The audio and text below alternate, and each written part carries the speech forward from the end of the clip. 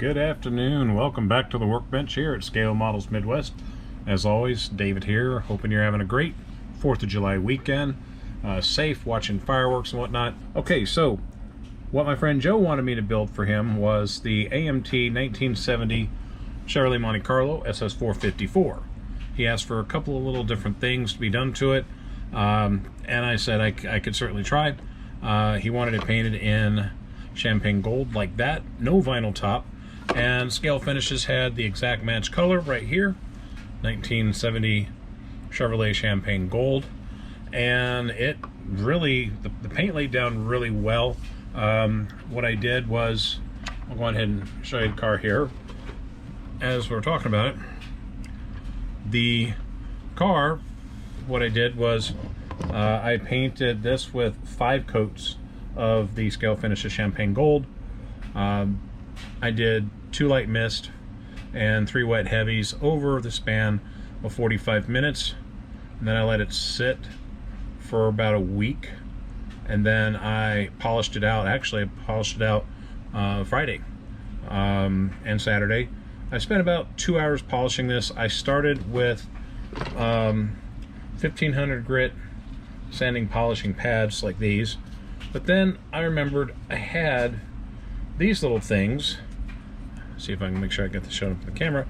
They were in a little pouch that I hadn't used, and I have 2000 grit all the way up to 10,000 grit. This is, to me, was perfect. I have polishing cloths from Micromesh like these here, from 2400 on up to 12,000 grit, and then kind of getting a little long in the tooth, if you will, because I mean, if you look at this one here, this is my 3600 grit. It's kind of gotten a lot of work out of it, so I'm about ready to replace those. I actually have replacement polishing cloths for those, but I had never used these, so I gave it a try, and they work perfectly. Just let them sit in some warm water for a bit, and then just wet sanded this. Like I said, about 2 hours worth of work, and then after that, I used a polishing compound. I did the fine, and I also did the finish here as well. And what I did with those was, and I had hoped that I could have used this Hardwell USB chargeable drill, but the chuck here is too small for the polishing items that I had, and so I didn't want to have my Dremel tool, you know, tear up the paint job, so I just manually did the fine and then the polishing compound on a different foam pad, and then finally my go-to for my car wax on my model kits is Armor All Ultra Shine Butter Smooth Wax. Love that, and enough bottle will last me well into my retirement age, but wish I had something that would fit this. This came as this, and I have nothing to use it with, so you know, it's only 10 bucks, but I'm gonna have to go around and start looking for another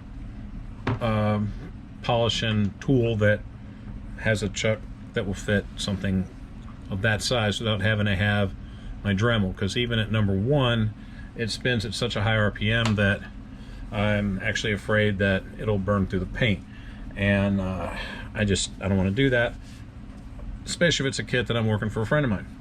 So anyhow, I showed you in a previous video what the interior looked like. Turned out really good, and as you can see here, this kit overall builds into a very nice looking 70 Monte Carlo. Now Joe wanted to have a tri-powered 454, so that's why he gave me the 75 Corvette that had the tri-power option in it, and obviously I don't think the 75 Corvette ever had a tri-power option, but it did. It didn't have the right carbs though. I mean, they looked like little stubs. So in all honesty, what I did was I rated my parts bin. I know that there was a 427 in 67 with a tri-power, and I looked at that and I said, do I have something similar? And I go, Well, yeah, no, maybe. Ultimately ended up going to Hobby Lobby because they, of course, have their kits now on sale for 40% off. And I saw one kit that, now granted, maybe a little bit out of scale, but there was the 3 carbs in this guy. Okay, and I know it might be sacrilege to you guys, but you know, you're trying to get something done for somebody. This one had a 6-pack, so I went on ahead and took that one out of there. I sanded down the base so it would fit the carbs or fit the manifold, and then went from there. And I'm going ahead and I'll show you the engine bay. And this is where I'm going to start talking about some nitpicking on this kit. So if you see here, I've got this. Try and hold the camera while I'm bringing this to you. So as you can see, I've glued the tri-power air cleaner on top of the carbs. And ultimately, the engine bay looks good. I've got it wired. I was hoping to do a throttle return spring on each of the carbs. But then this is where AMT famously fought back. The air conditioning hose and everything over here, let's see if I get a tool for you. This part here I put in first, and then I had to take it off because the 2 heater hoses up underneath, I need to get those to fit to the front of the manifold. Now, giving credit to AMT, this item over here has a bracket that actually fits to the engine block, which is perfect. Love it. I have a coil. It's hidden by the air cleaner. I did a transparent blue inside the clear water bottle.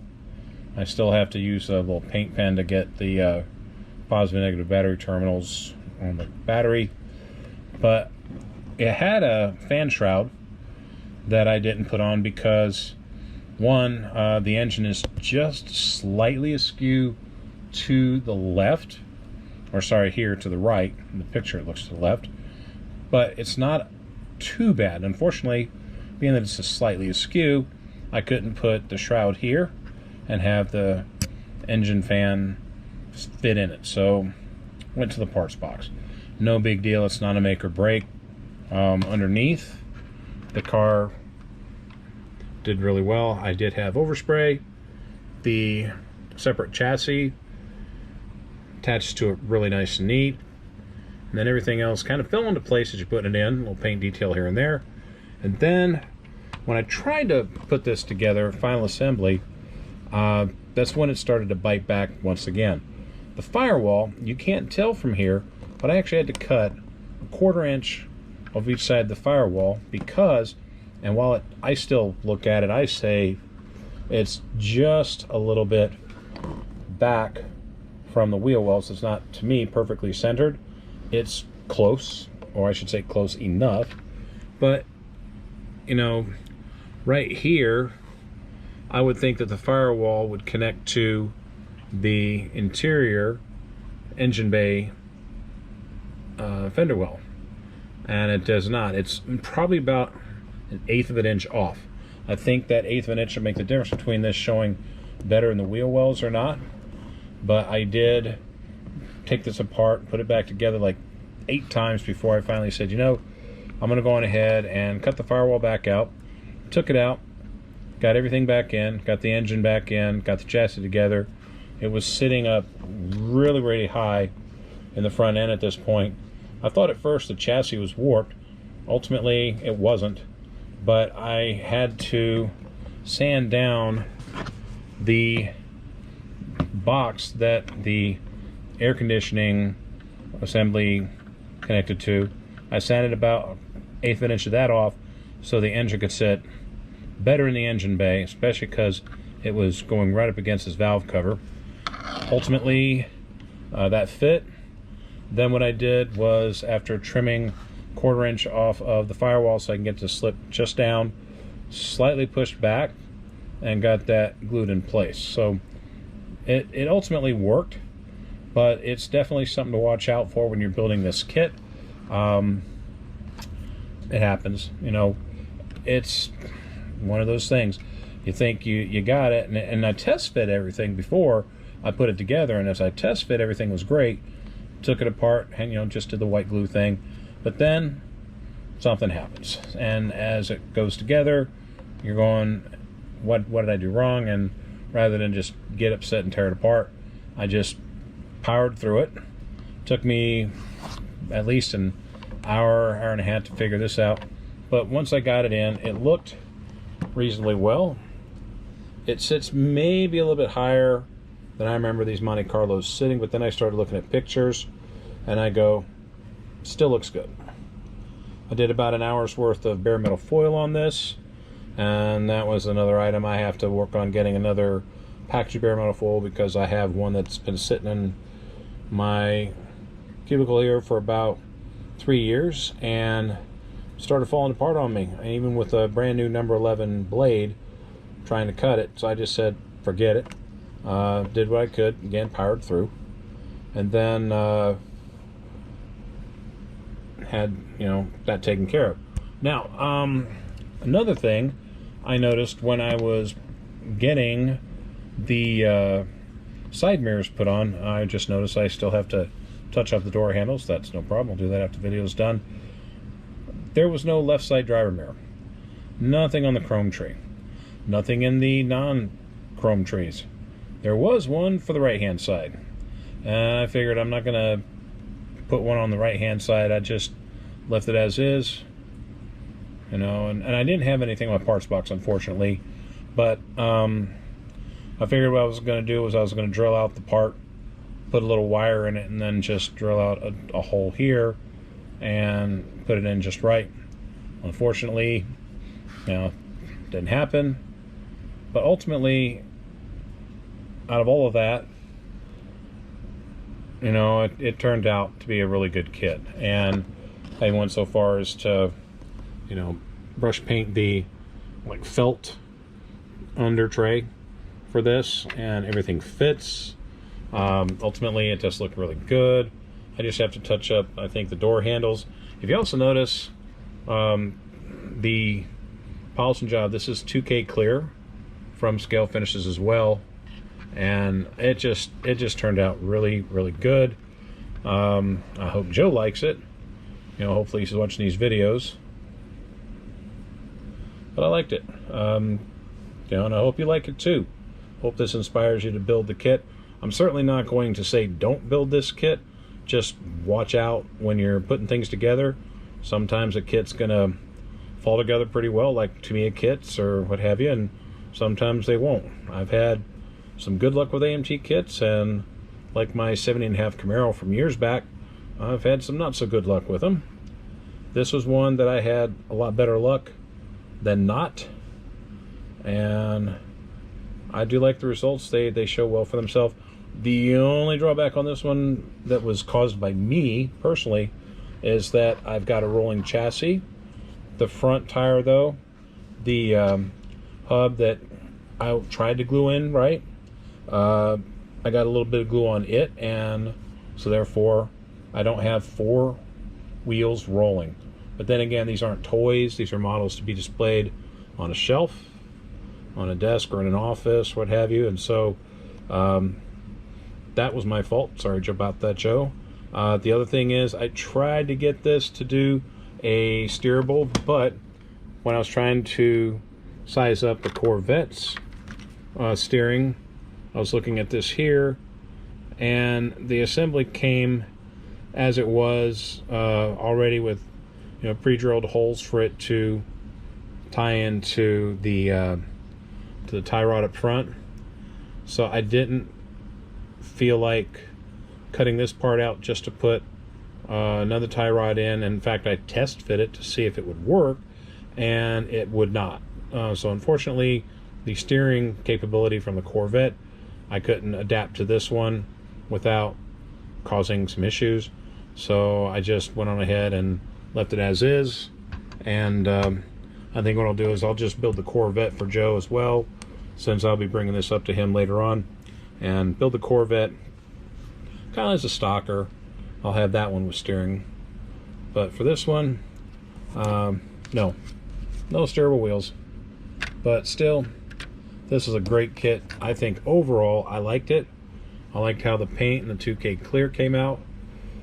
Getting a lot better with my airbrushing skills. I still use my Genesis XSI and use about 18 to 20 psi's. I'm using the 0.5 needle, so anybody following along with that, you'll know how to use yours. But ultimately, yeah, this one's done, with the exception of the door handles. I'll work on that as soon as I'm in the video. But with that, what do I have to work on afterwards? Well, I've got the proverbial dartboard set up where I'm deciding what I want to do. Half tempted to build something quick, but then again, we got a couple weeks before we need to go to the Museum of American Speed, where the International Model Car Builders Museum is. They're going to have the grand opening on July 23rd through 25th. You want to pause that and check out the QR code. Try and register for that. It's over in Lincoln, Nebraska. I'm going to be meeting Dan Doan out there with one of his colleagues. My daughter and I are going to go and check this out. Not just the Museum of Speed, but the actual model car museum. And I might be taking some cars with me to display. Obviously, they're not going to be anywhere near as quality as some of the ones that I've already seen as a preview, but you know, how often can you say you took your cars to the International Model Car Museum for an NNL style show? Even if somebody just looks at it and says, hey, nice job, that means the world to me as a model builder, and just wants me to keep building the cool kits, and that's all there is to it.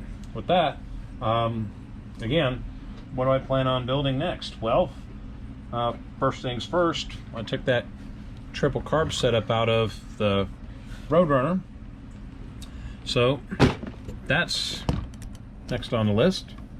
Get that going, get it built. Don't think I'll paint it yellow, but I'll think of something. It's got parts into it where I can make a Hemi out of it. So yeah, kind of like that. Kind of like those wheels right there. Not even rally style, but I like those. And it's cool body style. I like it. Got that one up on deck. I'm gonna go ahead and start working on that this week. Obviously, in the corner, you can still see I have my Pro Street car that still have for the group build at Blue Ox Model Shop. Now it's way overdue, but eventually I'll get that. And then finally, my daughter, she wants to work on that anti-tank gun before she goes back to college, and we're going to go ahead and work on that. And then beyond that, maybe that Corvette for Joe. But beyond that, I hope you are enjoying the time at your workbench, building cool kits. And with that, have a great rest of the weekend. We will catch you in the next video.